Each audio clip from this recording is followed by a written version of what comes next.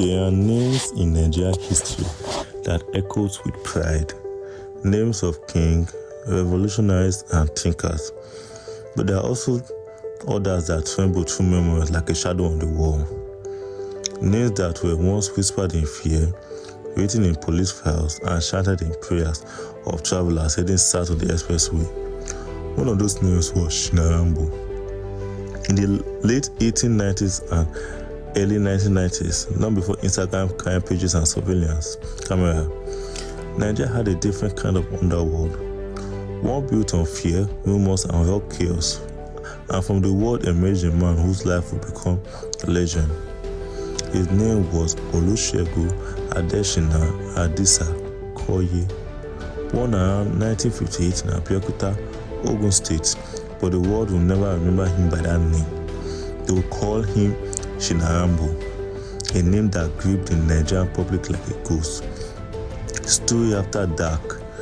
Raised in Benin City, far from his birthplace, Koye grew up in a time where Nigeria was staggering through military coups, the wounds of civil war, and the crumbling of its economy.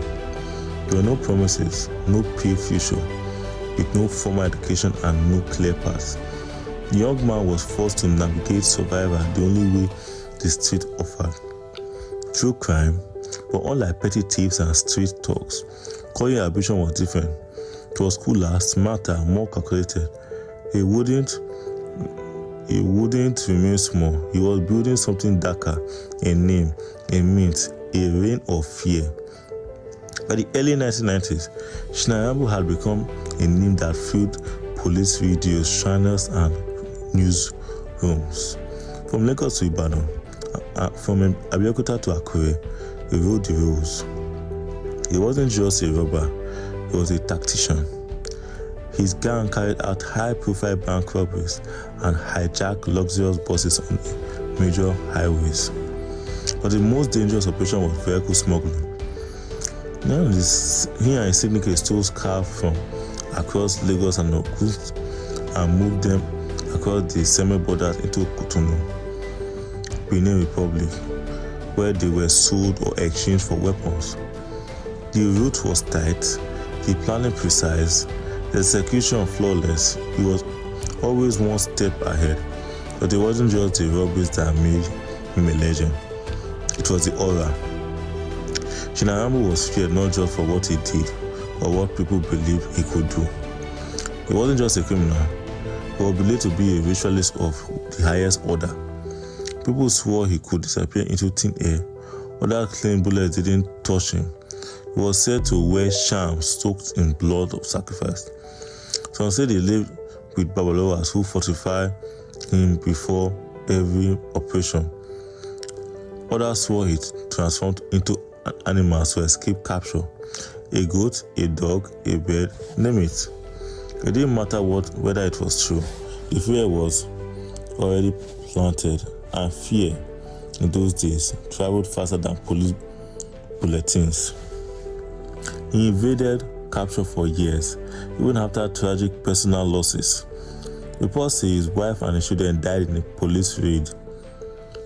The police, for their part, had never seen anything like him. They raided hideout, chased leads, and even brought spiritualists along for arrest. Afraid that bullets might not be enough, some officers doubted his very existence. They thought it was an invention of panicked civilians. Others believed he was protected by insiders in the force. How else could he vanish moments before a sting operation? How else could a man rob 5 locations in 1 week and never get caught? Rambo's gang was not ordinary. His operations were fueled by both tactics and the supernatural. He employed beautiful women as spies, lovers, and baits. Some were used to gain access to victims. Others lured policemen into traps. It was a structure to everything he did, and it was spiritual, brutal, and efficient. But every rain missed its end. In the mid-1990s, after a fierce manhunt, Rambo was finally arrested. Eventually, he was arrested in Benin City, Benin Republic, sentenced and jailed in Agodi Prison, Ibadan. It was a major national event. Headlines scream his name. Market buzzed with gossip. For many Nigerians, it was like catching a ghost.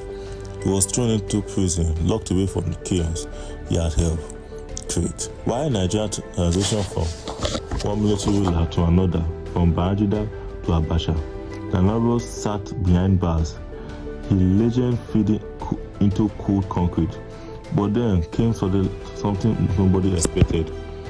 In the early 2000s, during the return to civilian rule under President Olusegun Obasanjo, a national effort to decongest Nigeria's overcrowded prison led to the release of several inmates. Among them was a man known as Rambo. So the man who came out was not the same man who went in. He emerged with a new name, Oluwasina Oragbab Minga. He claimed to have found salvation behind bars. According to him, while inside he had an encounter with Prophet T.O. Obadari, which exchanged everything. No longer a robber, no longer a ghost. He was now a preacher of the gospel. Public interviews, he confessed, yes, he was Shinambo, yes, he had done these things, but that man, he said, was dead. He had given his life to God. It was hard for people to believe. Some mocked him, others welcomed him as a Saul turned Paul. He turned churches across the southwest, preaching to crowds who once feared him. He told the story not to boast, but to warn that the world he lived in was real, that juju could not save a man's soul. That was no power stronger than redemption. But even in repentance, the men followed him. Today, Rambo remains one of the most fascinating and terrible names in Nigeria criminal history. His story, half documented, half whispered, is a reminder of the Nigeria we don't always talk about. In Nigeria, where poverty met power, where crime met culture, where the spiritual and the physical collided in the most dramatic ways.